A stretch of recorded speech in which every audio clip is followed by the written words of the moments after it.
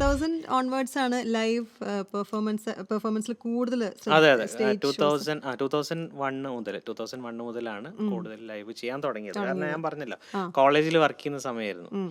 അപ്പോൾ കോളേജിൽ വെച്ചാൽ ഇതേപോലെ ഈ കോമ്പറ്റീഷൻ വിൻ ചെയ്ത് കഴിഞ്ഞപ്പോൾ ഒരുപാട് വേദികൾ ഇങ്ങനെ പെർഫോം ചെയ്യാനൊക്കെ വന്നു. അവസരങ്ങൾ വന്നു. എന്ന് വെച്ചപ്പോൾ കോഴിക്കോടാണ് കൂടുതലും പ്രോഗ്രാംസ് ഉള്ളത്. ട്രിവാൻഡ്രം ഭാഗത്ത്, ട്രിവാൻഡ്രം, കൊല്ലം ആ ഭാഗത്ത്, ഒരു എറണാകുളത്ത് നിന്ന് അങ്ങോട്ടാണ് കൂടുതൽ പ്രോഗ്രാം. കോഴിക്കോട് അന്ന് ഈ ഒരു പേര് കൂടുതൽ അറിയുന്നത് അവിടെയാണ്, തിരുവനന്തപുരത്തായിരുന്നു. അങ്ങനെയാണ് അതുകൊണ്ട് കൂടുതൽ പ്രോഗ്രാം. അപ്പോൾ ഈ ക്ലാസ്സുകൾ എടുക്കാൻ പറ്റാത്ത ഒരവസ്ഥ നമുക്ക് പാരന്റ്സ് ടീച്ചേഴ്സ് മീറ്റിങ്ങിലൊക്കെ ഒരു ചർച്ചാ വിഷയമാകപ്പെടുകയും. അധ്യാപകനെ കാണാനില്ല.